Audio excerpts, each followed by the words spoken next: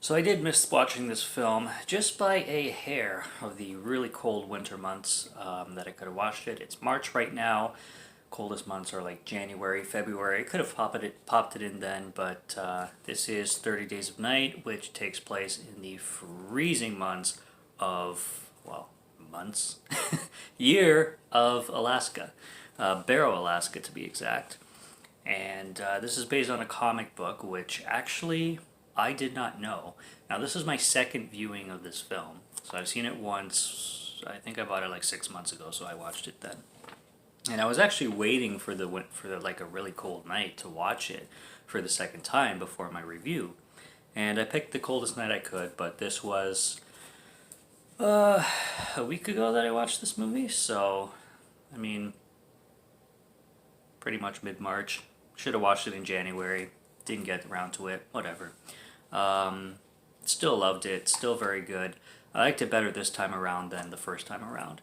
I got more into it. The first time around, I kind of just threw it in a little bit more for background noise, but this time around, I obviously paid a lot more attention to it, and it was a lot more fun.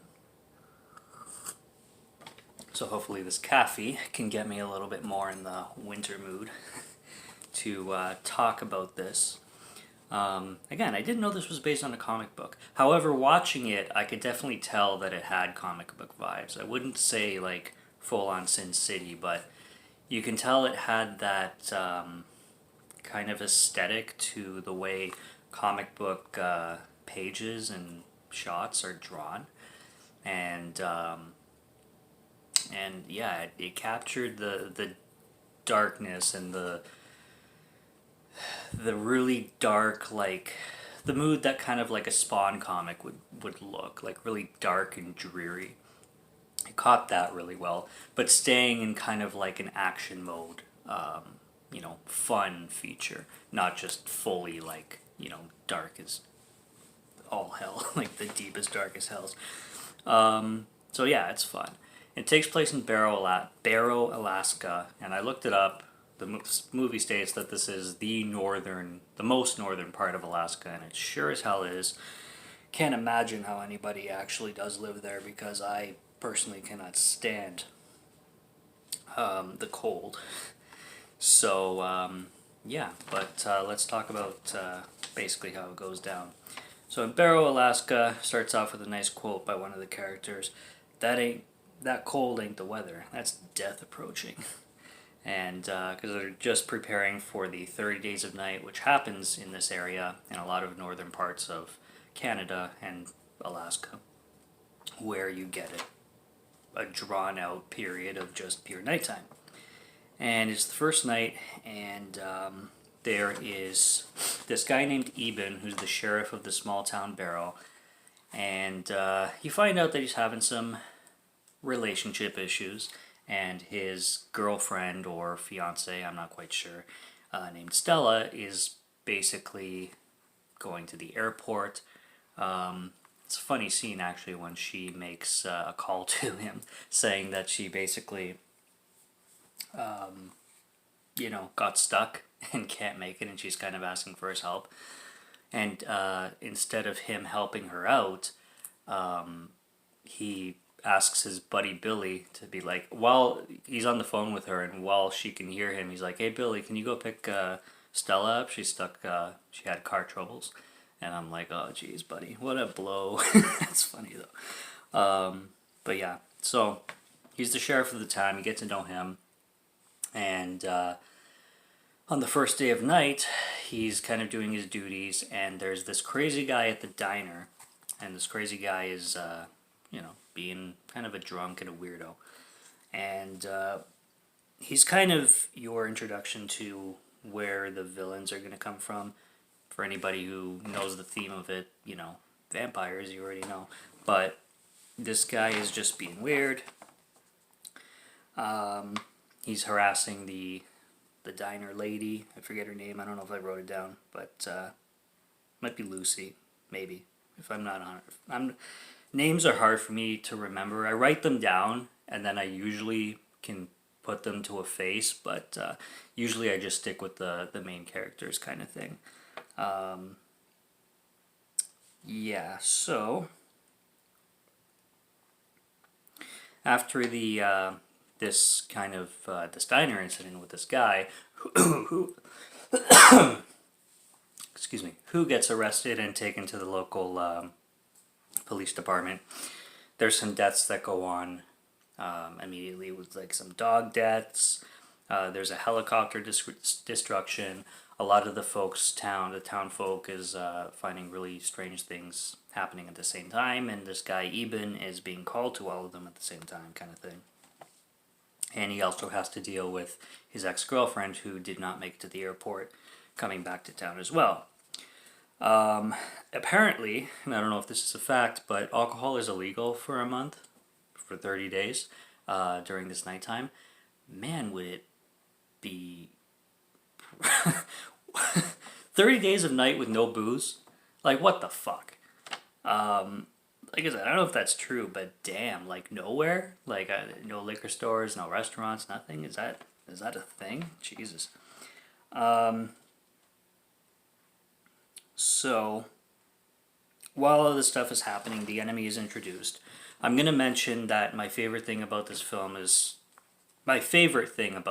literally, is just how the vampires look.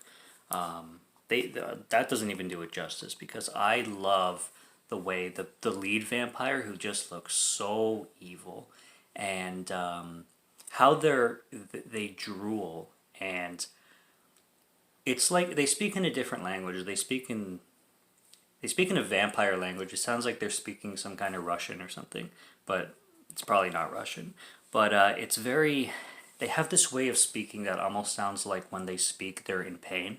Like it hurts for them to talk. That's how they speak. Like it's like they're trying to get it out, and it's like destroying their insides trying to get these vocals out. Oh, there's the vampires behind me. What am I saying? Showing you the back cover. The vampires look sick. There you go. There's actually a guy, one of the characters. I remember his name, Bo. Bo is played by, I forget the actor's name, but I literally just before watching this film watched Memento by Christopher Nolan, and this actor, the same actor, he has really long, like frizzy hair, is in this film, and I just watched Memento. He's in that film as well. So that was pretty cool to see him in here, because he plays not like kind of a comedic, like the not the jokester, but the guy you kind of, how do you put it? The more light-hearted character, you could say, compared to all the other characters who are freaking out. He's the one leading the pack along with Eben, and kind of like keeping everybody at ease, kind of thing. He's that guy. He's that guy that's comforting and making everybody feel okay in the situation that they're in. So I liked him a lot.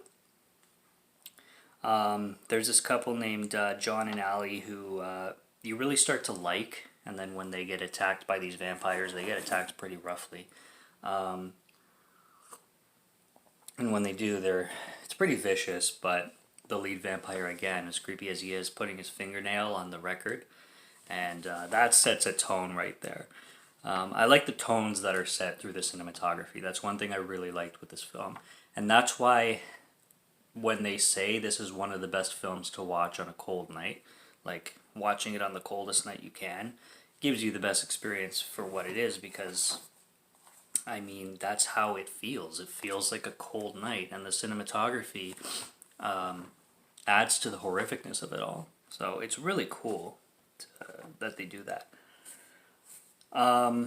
So when everybody makes a plan with Eben especially, to hide out in this attic of one of the townsfolk that they know, who again, I forget his name, I apologize. But they do decide to hide in this attic while they kind of make a plan to destroy these vampires.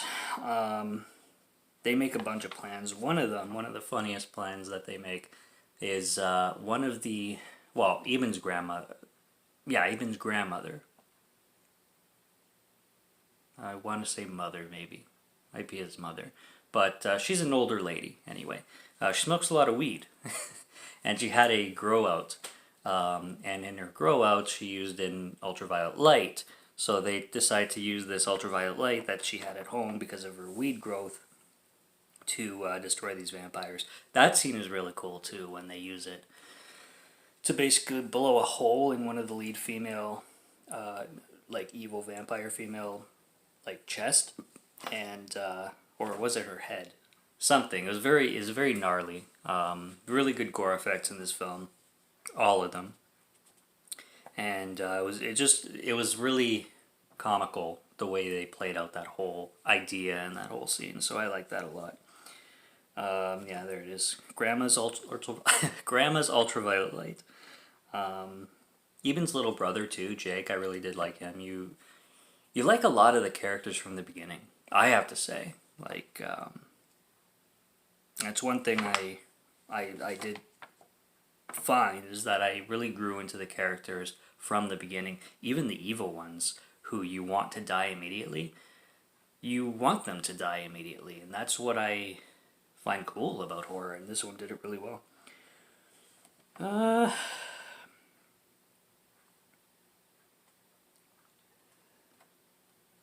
But yeah, and then it just keeps on turning into a bloodbath until, well, spoiler alert if I haven't spoiled enough already. For anybody who hasn't seen the film, I assume you're watching this review if you've seen the film already. I lost my train of thought. Yeah, they kind of start fighting off the enemy, and then it's kind of, I don't know about the choice that Eben makes to inject Billy's blood when Billy was, died and got infected. When Eben decided to use a little bit of his blood because he noticed that when people got infected, they would stay alive for a bit, or at least human for while they were changing, kind of thing, for like an hour and a half or however long it was. And he wanted to use this to his advantage so he could get the power to fight off the main villain. But kind of silly too, because he wasn't proven that you would remain, functioning for, like, he didn't know the full effects of this blood and how it would affect him personally. So it's kind of taking one hell of a risk, but at the same time, in the situation that he was in, can you call it like a stupid risk? I don't know. I'm kind of on the fence with that, like whether it's a dumb decision on his part, because if he screwed up and just died, well, then everybody's fucked, kind of thing, in my opinion. But it worked out in his favor, so all is good. And then yeah, him hanging out with Stella at the end while the sun comes up on the 30th day, and the inevitable is coming, and the way they do those effects too, with the ashes and everything coming off his skin, and the pain you can clearly see in his eyes and his facial expressions, I think is good. See, Josh Hartnett, again, is another actor you don't see, at least I haven't, in a long time. Like, Halloween H2O, 40 Days and 40 Nights, and this is basically the only ones I can think of, really. But in this one, he's really good as a lead. He kind of looks like an Ashton Kutcher type. A lot of the times I was watching it, kind of saying to myself that Ashton Kutcher could have... I actually kind of watched it like kind of mistaking him for Ashton Kutcher, but I think he's got that that Ashton Kutcher look on his face throughout this one with the scruff and everything. Kind of look like he looked like in Butterfly Effect. So yeah, that's basically the wrap up of this film. And like I said, I pretty much mentioned everything I like about it. The villains are... The vampires are like the best vampires can look of this caliber. Unless you're watching Twilight, then maybe you'll like those types of vampires. But if you want this kind of vampire, this is the best they're going to look, hands down. So I believe I came in at a 3.5 out of 5 on this film, which I would put maybe... I would put it probably 73 out of 100 would be my score, my personal score. Why out of 100? Because I hate decimals. So everything's out of 100 for me. But yeah, that's 30 Days of Night. Watch it on the coldest night you can possible. And yeah, that's what I got on that. So again, I am Morgan Film Fan. Subscribe to Morgan Film Fan if you like listening to my voice or if you like my reviews, and let me know what you think. Obviously, I'm a newer channel, but I did just recently get my first troll comments, which was pretty awesome. I don't get a lot of comments right now because my channel's still really young, but just a little bit of a future heads up to anybody who wants to troll. You're not going to hurt my feelings, so you're basically just going to get your comment deleted or not responded to. That's about it. But as for, hurting my ego or anything, no. On that one, you're just wasting your time. I'm sorry. But everybody else who wants to comment anything else, feel free, and I will get back to you all. And yeah, subscribe if you haven't already. I will be coming out with way more reviews for everybody who loves me and who doesn't. So you don't like me, you want to keep watching, you're giving me screen time, so thanks to all. Yeah, until next time, take care and cheers.